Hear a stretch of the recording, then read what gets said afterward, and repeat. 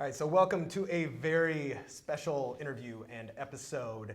My name is Brad Costanzo. I'd like you to meet Rich Schefren here. You know, in the past hour or so that we've been catching up and kicking it, just understanding some of the cool things that you have got going on right now, and some of these insights that are just really, not only remarkable, but very timely and important for, I think, all business owners to pay attention to. So you notice things probably quicker than a lot of people do. I mean, you've predicted multiple trends, you've gotten ahead of them, and I know that in marketing, a very, and especially with I think your theory is that this concept of an inciting incident or something happened, like pay attention to this, that's one way to get attention. Sure. And I noticed you actually just caught one the other day.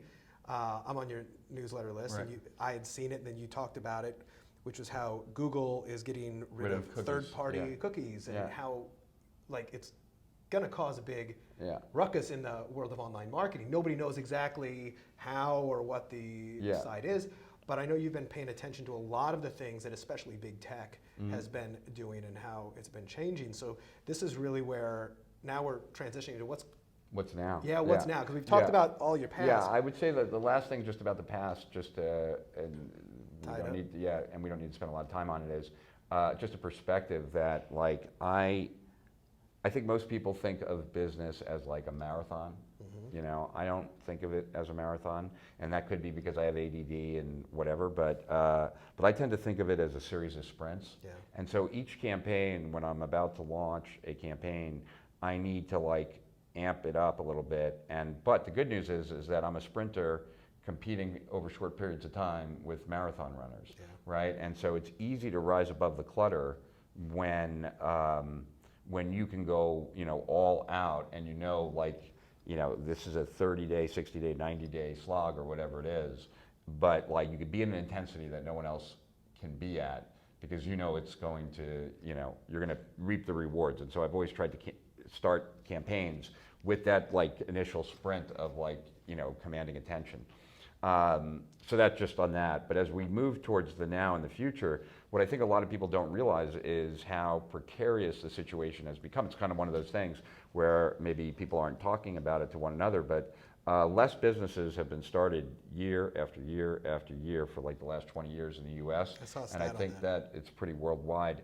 And less VC money is being applied, and there's less innovation, which is hard for people to get their head around. But, like, I'm 48, so almost 50, and so I still have some memories of, like, when Ma Bell was, like, the only game in town, and you had to rent your phone from the phone company. You couldn't buy a phone anywhere. No one sold a phone, and it wasn't until they broke up Ma Bell that you could then buy a phone, and then phones were all over the place. So I'm pretty certain, like, we wouldn't have cell phones today if they didn't break up Ma Bell.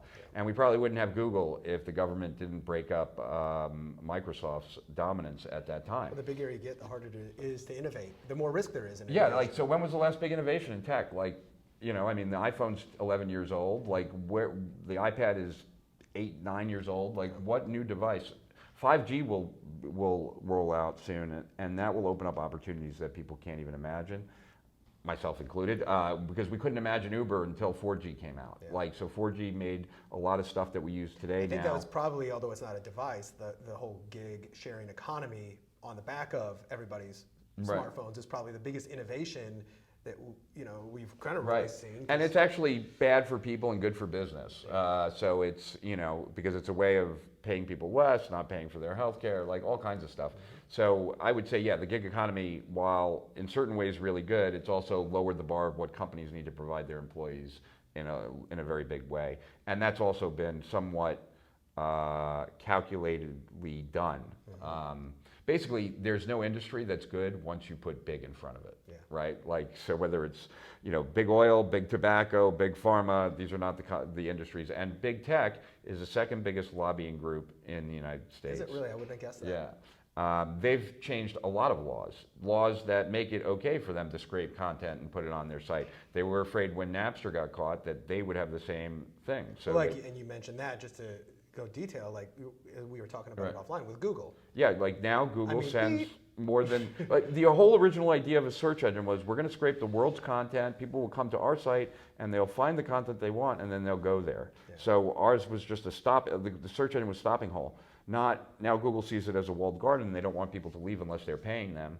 But why are people going to Google? They're going to Google because they have our content on. It's and a great example for if people don't know exactly what we're talking about. I did this last night. I was making a steak last night, a flat iron steak, and I had to Google the best internal temperature for medium rare on a flat iron steak, and I typed it into Google, and it showed up without, I didn't have to click on the site it pulled it from, it just showed up in that answer box. And that answer box wasn't populated by Google, it was someone else's content that they scraped and put on their site, and they're being sued for it.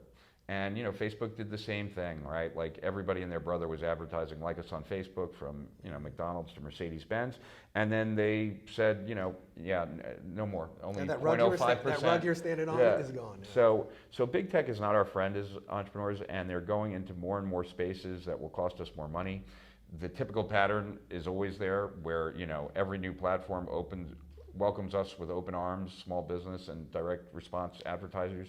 And then as other businesses come in and the bid prices go up, they have less of a need for us, and so terms of service escalate, and then we get kicked out. And that's happened everywhere, from Facebook to Google to even the companies prior to Google. And so what I think people need to realize is that while they never thought of these platforms as necessarily competition, they quickly are becoming competition. And they certainly see us as competition. It's very convenient that they're very big and strong and we're very weak, and they can basically banish us from the internet and make us invisible, right? And God knows how many people have lost their accounts, whether Google or Facebook, because of like a terms of service thing. And then if you're small, good luck getting anyone on the phone to help you, right? Like that doesn't happen unless you're a big company like Agora or something like that. So, about 2 years ago, Agora bought my company after I'd taken a bunch of years off, and they wanted me to help them with the platforms. And at first I was studying a lot of AI and data because I thought maybe that would be the solution. But, with what Google just did about, getting rid of cookies in the next 2 years with the Chrome browser, which is 66% of the browser usage, that's a big deal. And that is going to change the whole data environment. And it's really like Google and Facebook, Google in this particular case is kind of like pulling the ladder up behind them. And just so, like, at least my audience understands it even more. So one of the things, like, the whole, in layman's terms, like, so if you are, like, if you've got a Facebook pixel on my site, if I got a Facebook pixel on Bacon Wrap Business, so when you come there, I can cookie you and then follow you around with all my ads. That's not going to work. Is that correct? Or it depends. It depends. It depends, and like a lot of those kind of details are not fully shaken out yet. Now, will you be able to retarget people who have come to your page with a Facebook pixel on your page on Facebook? Possibly. Yeah. There are other ways to do it, like an identity graph. But I don't know, but the whole industry as of right now relies on cookies. Retargeting relies on cookies. The ability to use programmatic advertising relies on cookies. And programmatic advertising is huge. It's a huge industry. And it's the reason, but cookies are why you can go to Amazon and on a web browser and you're pre-logged in, like that goes away. But Google doesn't, any company that has the majority of people in the world signing into their platform from every device that they have doesn't really need cookies. Yeah. They have, they know every device ID. They know my TV's device IDs because of YouTube, right? They know my iPhone, my iPad, and my computer based on logins. So they have every device. They don't need to cookie it. And it makes that, and in giving us this, we're making it more private for you guys, what they're really doing is that they're making themselves more powerful because... Yeah, it's like, it's like buying all the machine guns in the world and then tomorrow saying, for now on, machine guns will be illegal to manufacture and sell. Yeah.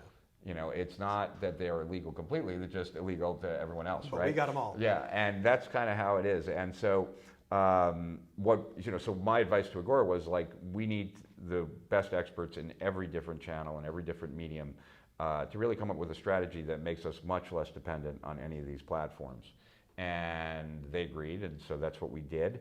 And we want, at some point then it occurred to us, we might as well do this for the whole internet marketing community, especially since I don't want to see it go away. I was there towards the very beginning of it and helped it grow. And even I've had businesses that I've sold that then other people ran into the ground, and it was sad to see. Same with the market. I don't want to see this market disappear. But anyway, yeah. So if we're going to help Agora, we might as well help everyone else. And I have a special attachment to this market, especially because I never thought I'd be as successful as I am. And so we're doing a 24-hour live stream on February 19th. That will be epic. It will be from 7 p.m. on February 19th. I believe that's a Wednesday till Thursday, February 20th at 7 p.m. So we're going to go 24 hours, and the guest list is really the people that you most want to learn from. So it's Russell Brunson, it's of ClickFunnels. Who's that? Yeah, Ryan Dice and Roland Fraser of Digital Marketer. There's about 30 or 40 people so far.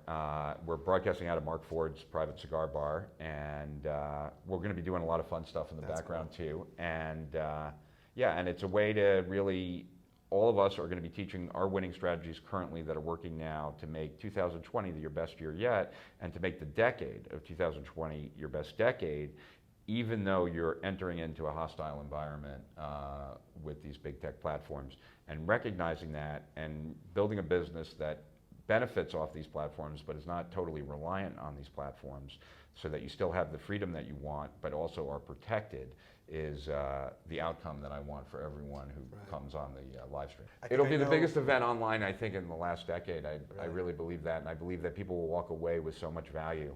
And so the process to watch the live stream, they'll opt in. So I'm going to set up a link. People can go to baconwrapbusiness.com/Rich. Yep, that works. It's my name. And there'll be a link in the show notes and wherever you're watching this that you can check that out. And then there'll be a code, and you'll want to type in bacon. Bacon. Right. That's right. Easy to remember. It's easy to remember. And then you'll be taken to a page where you'll have the choice of whether to register or not for the live stream. It's free. When you register, you'll also get 3 presentations that I gave last summer to all the international publishers of Agora. The first presentation was how to increase conversion, 13 ways to increase conversion rate without changing a word of copy. 11 ways. The second presentation was 11 ways to increase cart value, and the third one was VSLs, webinars, and other stealth methods of selling. And then all they have to do is mark their calendar for the 19th and show up at 7 p.m.